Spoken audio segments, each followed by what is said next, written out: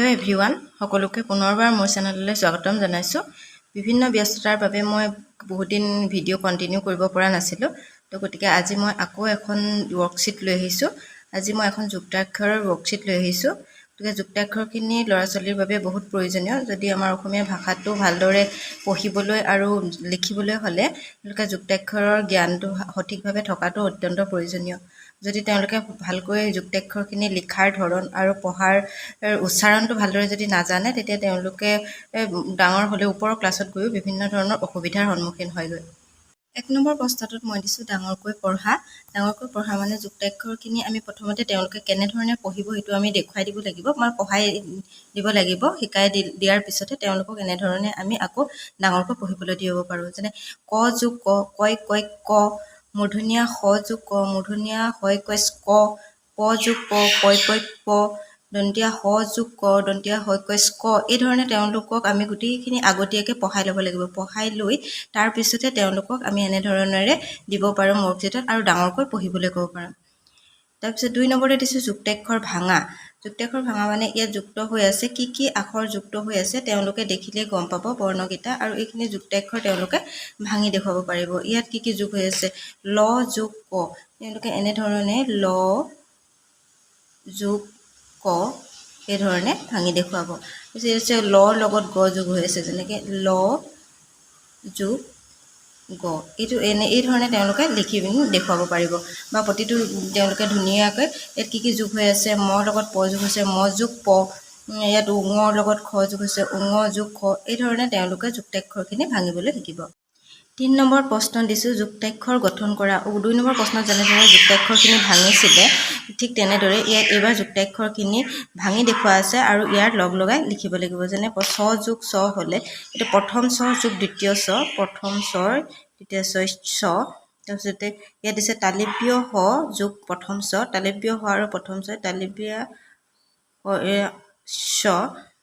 এই ধৰণে জ যোগ ঞ, জয় নয় জ্ঞ, এইখিনি তেওঁলোকে এই ধৰণে লিখিব।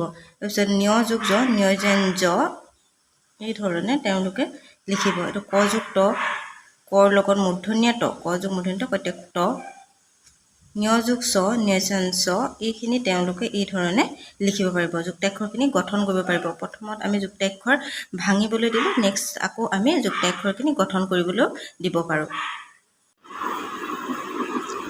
4 নম্বৰ প্ৰশ্নটোত মই দিছোঁ তলত দিয়া শব্দকেইটা পঢ়ি যুক্তাক্ষৰ কেইটা পুনৰ লিখা। ইয়াত কিছুমান শব্দ দিয়া হৈছে, যেনে ঘণ্টা, বাঞ্ছা, বিজ্ঞান, আঞ্জা, তুচ্ছ, পশ্চিম, গংগা, উল্কা, পুষ্কৰ। এই শব্দকেইটা ছাত্ৰ ছাত্ৰীসকলক পঢ়িবলৈ দিব লাগে, শিশুসকলক পঢ়িবলৈ দিব লাগে। আৰু তেওঁলোকে পঢ়াৰ পিছত ইয়াত গম পাব যে ইয়াত কিছুমান যুক্ত আখৰ আছে, আৰু এই যুক্ত আখৰকেইটা তেওঁলোকে কি কৰিব, বাছি উলিয়াব আৰু পুনৰ লিখিব। তেতিয়া তেওঁলোকে লিখাৰ ধৰণখিনি সঠিক তেওঁলোকে জানিব সঠিকভাৱে। আকৌ 5 নম্বৰত এটা প্ৰশ্ন দিয়া হৈছে। 5 নম্বৰ প্ৰশ্নটোত স্ক দন্তীয়া হয়কৈ স্ক যুক্ত 4টা শব্দ লিখা। মই সেই শব্দকেইটা লিখিয়ে দিছোঁ, গতিকে শিশুসকলে এনেকুৱা মনত পেলাব তেওঁলোকে কি কি লিখিব পাৰে, যেনে ভাস্কৰ, নমস্কাৰ, পুৰস্কাৰ, তিৰস্কাৰ, আৰু আছে কিছুমান শব্দ। এই শব্দবিলাক তেওঁলোকে নিজে ভাবি তেওঁলোকে লিখিব, আৰু তেতিয়া তেওঁলোকৰ ভাবি লিখিলে তেওঁলোকে চিন্তা শক্তিটো তেওঁলোকৰ বৃদ্ধি পাব। আকৌ 6 নম্বৰত আৰু এটা প্ৰশ্ন দিছিলোঁ, যুক্তাক্ষৰ কেইটাৰে 2টাকৈ শব্দ সাজা। মানে কিছুমান যুক্তাক্ষৰ দিয়া আছে, মই এনেকৈ কেইটামান দিছোঁ, আপোনালোকে আৰু অধিকভাৱে দিব পাৰে। যিকেইটা যুক্তাক্ষৰ দিছোঁ, যেনেকৈ অংগ, অংঘ, দগত গ, মূৰ্ধনীয়া হক ক, এই শব্দ এই যিকেইটা যুক্তাক্ষৰ আছে, এই যুক্তাক্ষৰ কেইটাৰ পৰা তেওঁলোকে এটা বা দুটা তেনেকৈ শব্দ সাজিব বা ভাবি উলিয়াব পাৰে।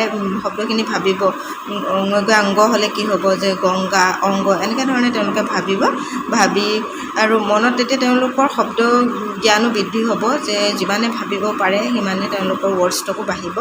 যেনেকৈ সংঘ, উদ্গতি, পুষ্কৰ, এনেকুৱা ধৰণে কিছুমান শব্দ তেওঁলোকে লিখিব পাৰে। মই লিখি দিয়া নাই বাৰু, তেওঁলোকে নিজেই লিখিব। আপোনালোকে এনেকৈ শিশুসকলক নিজৰ ঘৰতে কিছুমান ৱৰ্কশ্বীট বনাই দিব, সৰু সৰু ল'ৰা ছোৱালীখিনিক। ইয়াৰ পৰা তেওঁলোকৰ বহুতখিনি উপকাৰ হ'ব।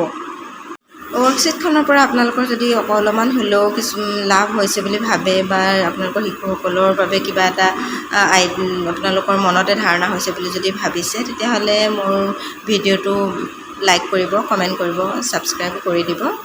ধন্যবাদ।